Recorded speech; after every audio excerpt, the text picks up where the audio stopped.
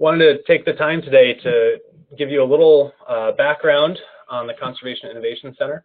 It's a program of the Chesapeake Conservancy, and to tell you a little bit about the groundbreaking work that we're doing in the Chesapeake and how we're starting to expand this to other landscapes around the country, and the way that we are able to work with partner organizations to enable them to do more than they would be able to on their own through access to new data, new models, and new web applications that provide them with a lot of the capacity that they may not have. So just to get started, looking at the Conservancy's mission and by extension the CIC's mission, we really want to look at how we can empower organizations to be able to do more with the resources that they have. The Conservancy's mission is focused on connecting people to the watershed, conserving important landscapes, and restoring underperforming landscapes. And what we've been able to do is layer innovation and technology on top of all three of these categories to be able to do more with the limited resources we have to identify the landscapes that would be most important for us to work in to achieve our goals, and to be able to empower our partners with this information as well. And what we've seen is through our work with the Chesapeake Conservancy that there's a need for this with organizations throughout the watershed and across the country. And so we've been building the Conservation Innovation Center as a entity who can work with other partners to be able to empower them with this new data and technology to be able to achieve their goals as well. Some of the limitations that we have seen through our work in the watershed and that we're really working on addressing is looking at the existing models and data and tools that are being used to identify priority watersheds or priority planning efforts, and to be able to understand where we could be able to be additive in these areas and be able to address some of the major challenges that we have. A lot of the models are using data that exists and has existed for a while, looking at things like 30-meter land cover data produced through the National Land Cover Database. And while these data sets work really well for working across an entire watershed, what we found is that it oftentimes lacks the resolution that our partners needed to be able to identify where they could implement projects to achieve their goals at a project scale. It also ignores a lot of kind of the landscape context. You know, there's those small scale changes in the landscape that could really impact how well a project performs. And that 30-meter data just doesn't have the resolution to be able to incorporate all this information. And then finally, looking at policies, you know, how we incentivize what projects get implemented on the ground, where we're directing effort. And a lot of these policies are measuring effort. You know, they look at how many trees we planted, how many acres we restored, and not necessarily looking at where those acres were or where those trees were to maximize their impact. And just from a visual little example of this, you know, you could have two projects that are right next to each other that are the exact same size and is green, and one of them treats 65 acres and one of them treats 11 acres. And in a lot of existing programs, these two projects will get the exact same credit in terms of measuring the effort of what you did. What we want to do is to move the system to be more flexible and to allow us to set restoration goals based on performance. You know, how do we incentivize projects that are going to deliver more for every dollar spent than just saying, how do we do the lowest hanging fruit or get the most acreage in the ground, regardless of what its performance is. To do this, we need to, you know, work with our partners to identify specific actions that would maximize these benefits, and work with state and federal programs to be able to look at how progress is measured and really move it from that effort-based measurement to performance-based measurement. How do we incentivize programs to deliver the most results per dollar spent, kind of that pay-for-performance model?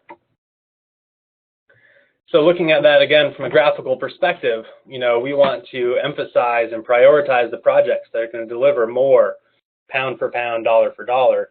And some of the challenges that we have with this is, you know, we need to have the information to be able to do this large-scale planning at a very fine resolution to be able to understand where the most important landscapes are. We also need to provide tools and models to the planners and managers who are implementing a lot of these projects and deciding where work is going to get done, who have a variety of technical skill levels. You know, some people are entry level in terms of GIS. Some people don't have GIS software at their county government because it's out of their price range. And what we try to do is to provide these information and tools in a way that makes sense within the existing workflow. So you're not creating more work to be able to use this. You're actually taking work off these people's plates. And then finally, how do we work to demonstrate that performance-based projects, incentivize those projects are going to be able to deliver the results that we want coming out of them. And this is an ongoing project that we're working on to be able to demonstrate the effectiveness across large watersheds. And one thing I should note is that a lot of this stuff isn't necessarily new in terms of what we're doing. These methods and kind of analytics have been around for the last decade or so. But the big difference of what we're doing is we're doing it at very, very large scales. We're tapping into kind of that large data or big data movement that we're seeing progress across a number of industries to be able to leverage massive amounts of data to be able to identify and analyze across an entire watershed where the most important places are to work, communicate that to our partners, and then be able to get projects on the ground where they need to be. To wrap it up in a very kind of neat, concise term, we are big fans of the concept of precision conservation. And this was piloted out in the Midwest in the early 2000s. But essentially, it's getting the right practices in the right places at the right scale. We want to make sure that we are working as efficiently and effectively as possible, and we are leveraging the limited funding or the existing funding that we have as effectively as possible to meet our goals as quickly as possible.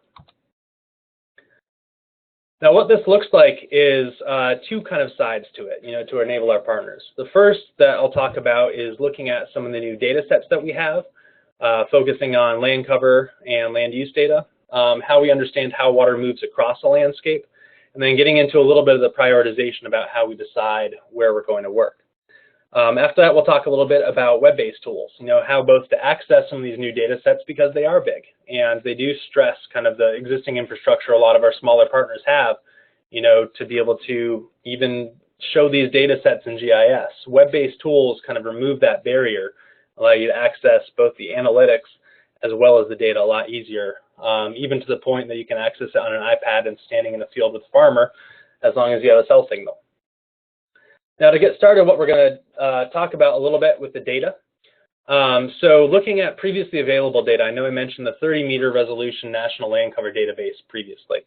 This is a data set that leverages Landsat data and has been around since about 1984 to be able to look at a broad categorization of the landscape across the entire United States. And this has been a very powerful data set, both because you have that extent across the entire US, but you also have the time series to be able to look back in time and be able to see how things are changing. One of the challenges with this, though, is that our partners, have a hard time translating this 30-meter data into action on the ground. Each pixel in this image represents about a quarter acre on the ground and classifies everything in that quarter acre, whether it's a building, a tree, a sidewalk, or a lawn, as one thing. In this case, the red here is showing different amounts of development.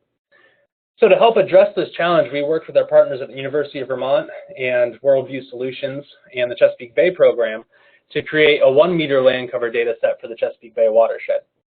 This allows us to really dive down and see that very specific information about the landscape. And you can see in this example of Washington, D.C., you can see the Capitol and the White House and the Washington Monument and all those little bits. But then you can also see sidewalks, and we can capture where we have tree canopy and really get those really good metrics to determine things like water quality. A lot of that's determined by the composition of that landscape draining into a stream or a river. And with this better data, what we can do is get a better understanding of what's in the landscape and where we have different green infrastructure that may be beneficial. To show you an example of kind of what this looks like in a more rural landscape where we do, a lot of our work as well, translating this 30-meter data where this blue stream on the right looks like you don't really have much buffer on it. You don't have many trees planted along it. That's a priority for us in the Chesapeake Bay and for a lot of other landscapes, is how do you stop nutrients and sediment from getting into the water? And on this 30-meter data, it looks like we have a lot of work to do. As we put the 1-meter land cover data on as well, what you can start to see is that our tree buffer coverage is actually a lot better than we thought it was. It's picking up these small scale features like a 25 or 35-foot buffer, which from a regulatory standpoint is what's required or what's useful, but allows you to go and also be able to see kind of what else is coming in, like this new development that's coming in up on the top, where previously that data wasn't coming in. So what we've been able to do is get a snapshot for the Chesapeake Bay, essentially from 2013 and 2014 for over 100,000 square miles of the Bay watershed. And what this is allowing us to do is look at a whole new set of models and analysis techniques that really allow us to dive in and identify where our priorities are at the project scale or at the field scale, and be able to give that information out to our partners. Now, just so you don't think that it's too Chesapeake-centric, we're also starting to do work throughout the country. So we've been partnering with the Pima Association of Governments and the Lincoln Institute of Land Policy's Babbitt Center for Land and Water Policy out in the Colorado River Basin for a pilot around Tucson, Arizona, where we classified about 4,000 square miles of landscape in the desert, which, for those of you who have been out to Tucson, it is a very different landscape than the Chesapeake, and was a really great learning experience for us to be able to demonstrate that our tools and our analysis techniques can be transferred between landscapes that are very, very different in terms of kind of ecosystems and the different types of vegetation or lack of vegetation in some cases that are there. So what we're looking at is demonstrating that, A, it works in other landscapes, but then also what we want to do is to be able to scale this at a very large landscape scale. So we're partnering with Esri and with Microsoft Research to be able to leverage deep learning to be able to take all of this great data that we have, use it as training data for a deep learning system to be able to automate the generation of land cover in landscapes that we've never seen before. So this is an ongoing research project. Hopefully we'll have some more results that we can demonstrate in the next 6 months or so. But what we're seeing, at least preliminarily, is that the results are looking good as we move to other landscapes. And the goal for us for this in particular is to be able to allow us to move into new landscapes to do work more quickly than we may have been able to before, where we have to take the first year to generate this land cover data. We're getting a lot of interest to expand the models and the data analysis that we've been doing in the Chesapeake to areas like the Mississippi, the Great Lakes, Puget Sound, and initial barriers, we have to generate this land cover data first.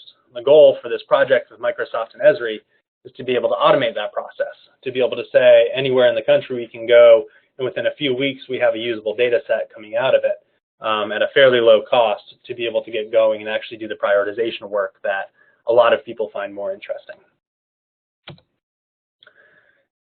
At the same time that we have the land cover data, we're also looking at how we can understand how water is moving across the landscape, because that can have a really dramatic impact in terms of where a project should go or where it will be optimally placed to treat the most upland. Again, moving to that performance-based from the effort-based. The red lines here are the National Hydrographic Data Set, or NHD. This is the waters of the U.S. And I should say that we're not trying to redefine the waters of the U.S. at this point. But what we want to do is to be able to understand how water is moving across the landscape before it reaches that stream channel. So what we can do is leverage LiDAR elevation data, which is very high resolution elevation data generated by bouncing a laser from a plane off the ground and basically measuring how long it takes that laser pulse to get back to create that 3D elevation model. We can use that to map how water is moving across the landscape. And in particular, you can start to identify where projects could be optimally located to treat the most amount of upland.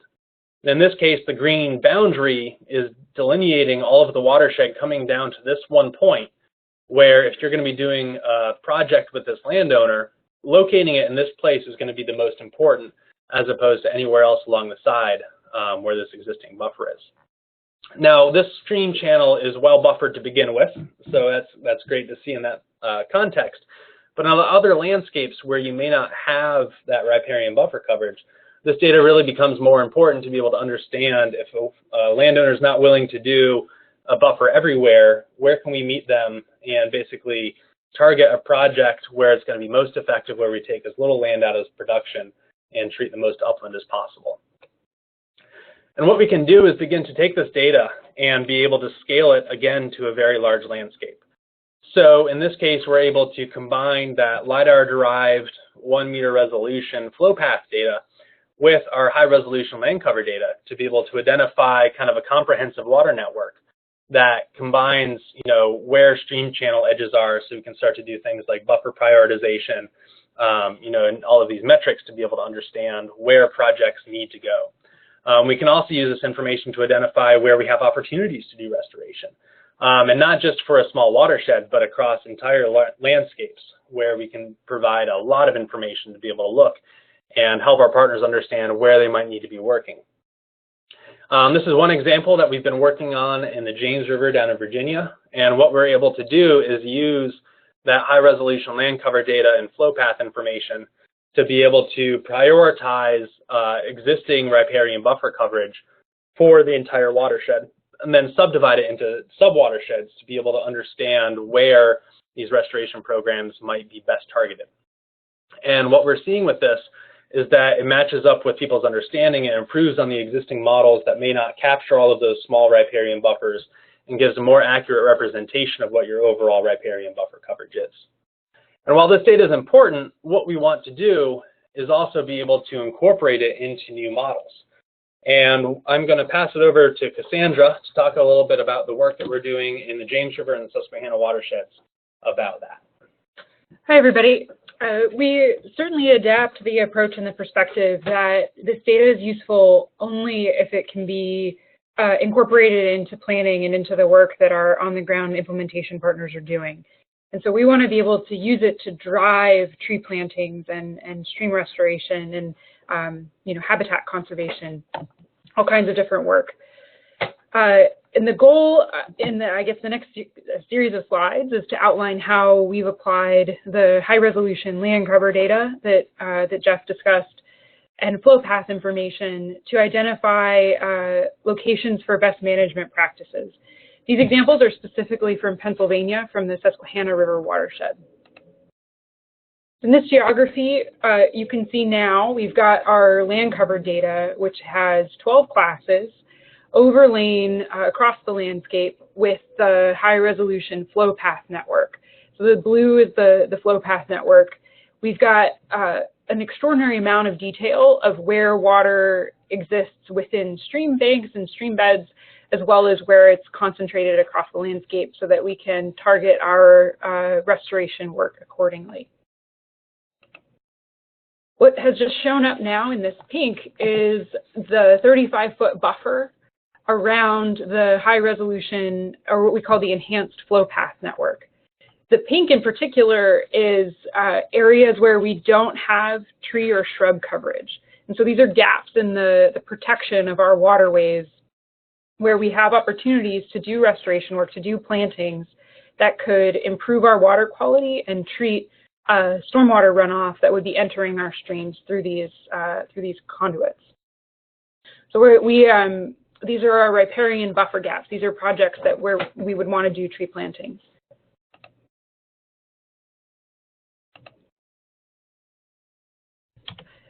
The next thing that we do is we try to understand the area of land that drains into these riparian buffer gaps. So there's a piece of our slide that's not showing up here, unfortunately, but this gap here on this side is in total 1.16 acres, and this side is 1.18 acres. And so, they're relatively a similar size, but if we take a look at the high resolution flow path data, we've got these lines now that are showing us where water is flowing across the landscape.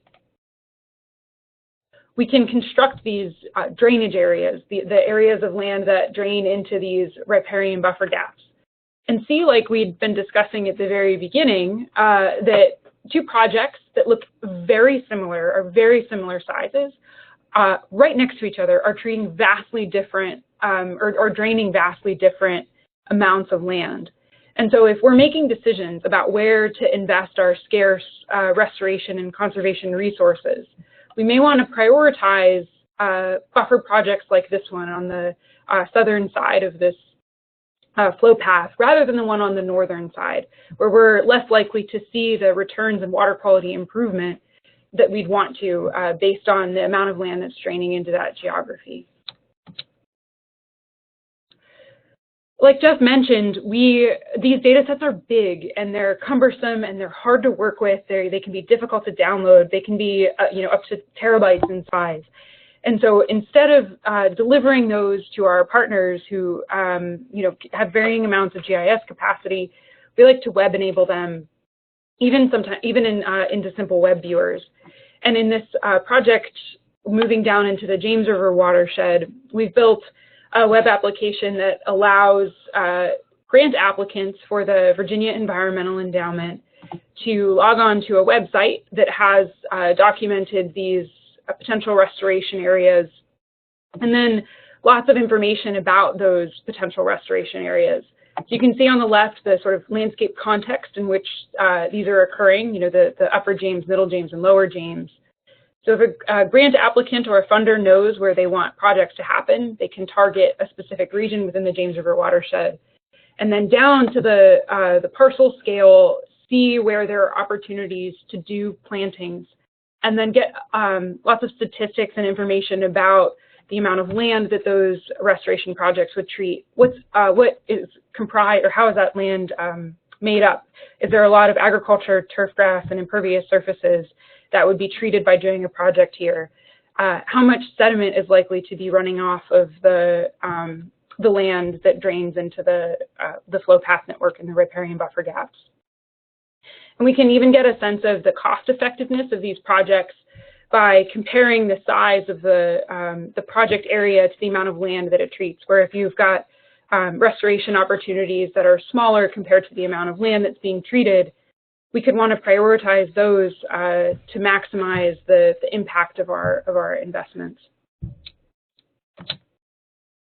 And next I'm going to pass it to Jeff to talk more about our web-based tools. Thanks, Cass. So as I mentioned before, having this data is great, but unless you can actually use it in your day-to-day work, it really does not change the way that people currently are working. So we've made a large effort to be able to create a lot of decision support tools that allow our partners to be able to access both the data as well as analysis tools in their day-to-day workflow, by removing barriers to software or data storage or data processing, by leveraging our servers and the cloud, in quotation marks, the cloud, to be able to get them access to complex analysis tasks, like I said, from an iPad or from an iPhone if they're standing in the field with a farmer. Our overall goal is to reduce the cost that it takes to identify and implement good projects. We want to get people, working to get these projects in the ground as quickly and cheaply as possible. And too many times you can spend half your project budget trying to identify where to work, so you can't get as much of that conservation in the ground. So we're trying to reduce those barriers as much as possible. We've leveraged our data and analysis tools through these web-based tools for federal agencies, like the model on the right is for the North Atlantic Landscape Conservation Cooperative, or NALCC, where we built a tool where we can prioritize on about 560 different variables to identify the watersheds that best meet those criteria. This takes about 10 to 15 seconds to run across the entire North Atlantic from Maine to Virginia, and allows you to really dive in and be able to segment and understand how different watersheds best meet your criteria. Looking at it from other perspectives, we're working with state agencies such as the Maryland Environmental Trust. This is a state land trust that operates as a backstop for other land trusts throughout the state of Maryland. We've been working with them to streamline their reporting requirements, to be able to make it as easy as possible when their field staff or when volunteers go out to monitor an easement, to be able to collect information, get it back into their system, and to make it easy to access on the back end as well. So when you need to go back, it's not a pain to be able to dive through a Microsoft Access database. So now the system, they use a cell phone-based app to be able to upload the information, take pictures. And on the back end, it's very easy to access all that information again, see where your pictures are, print out a summary report to be able to include with your filings, and this is going to help with their Land Trust Alliance certification. We're in the process now of migrating this from Maryland up to Massachusetts, working with the Sudbury Valley trustees and the Western Suburban Conservation Council to show how this model doesn't just work in Maryland, but addresses challenges that land trusts are having across the country. And our goal is to be able to build this out more and more to be able to enable land trusts to reduce their easement monitoring burden so they can protect more land with the staff and the funding that they have. Similarly, we're working with county governments to be able to understand where they can do work to help meet their water quality restoration goals in the Chesapeake Bay, but this has applicability throughout the country as well.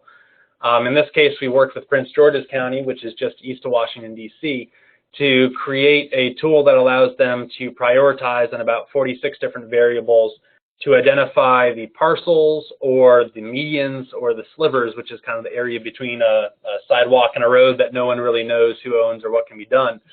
It allows them to very quickly create kind of a custom question. In this case, show me all of the parcels that are over 10 acres that are in the water or in the floodplain, that contain a wetland or a stream and are classified as a park.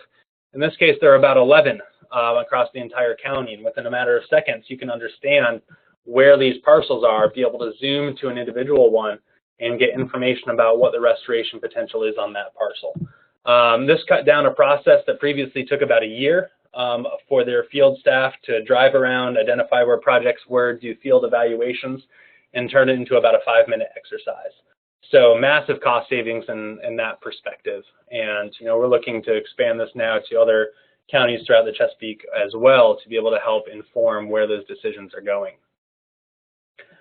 Looking at it from landowner outreach perspectives as well, we want to make our data not just accessible for more technical partners, but how do we make it accessible to the general public to get them engaged in terms of these issues that are facing all of us. This is a website we created called Restoration Reports. It's focused right now on 2 counties in central Pennsylvania. Hopefully soon we'll expand it to an additional 2 counties, and then depending on funding, looking at expanding it throughout the state.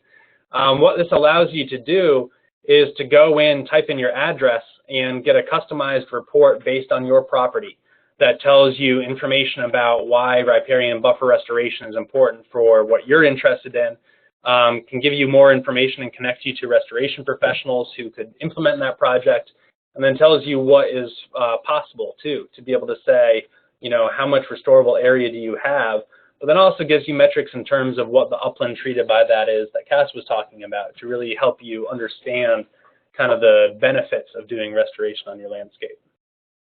One of the big barriers to project implementation that this web application addresses is that our partners often say they have a hard time communicating project potential or project information to folks that they would want to work with.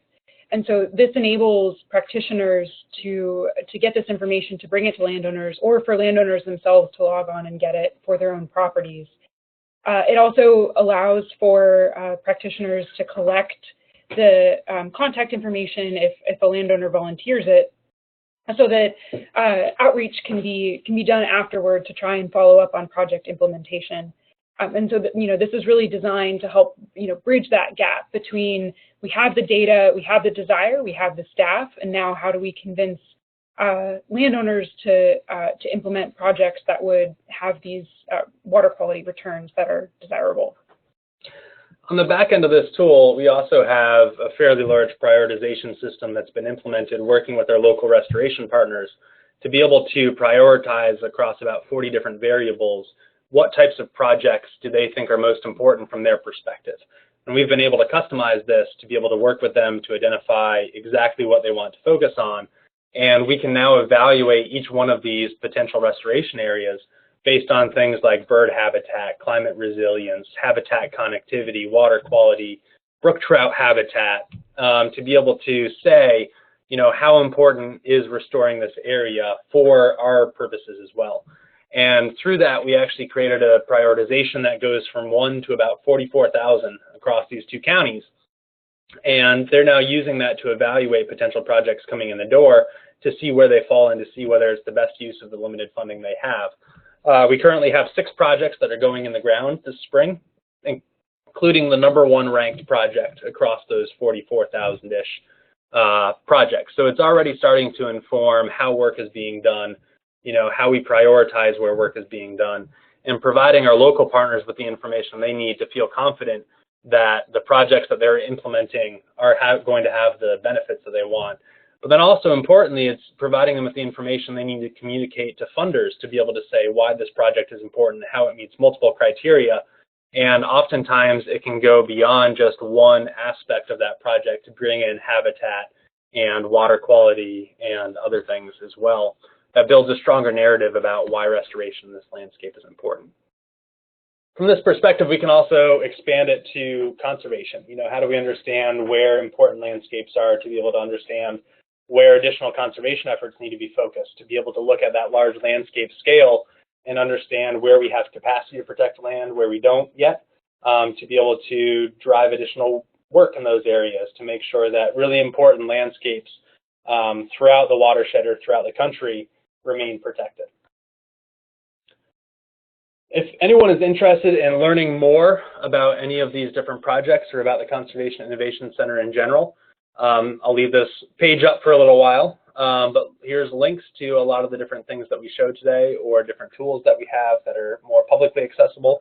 Some of the stuff that we showed is actively being used by our partners and is behind a login. So we can't share those just because we don't want to flood them with a lot of false projects coming in the door, although I'm sure that would make them very excited. But with that, what I would love to do is open up the line, if you will, kind of unmute everyone, and if there's any questions, it might be best if we can use the chat window to ask a question. I'm not sure if you can raise your hand. If not,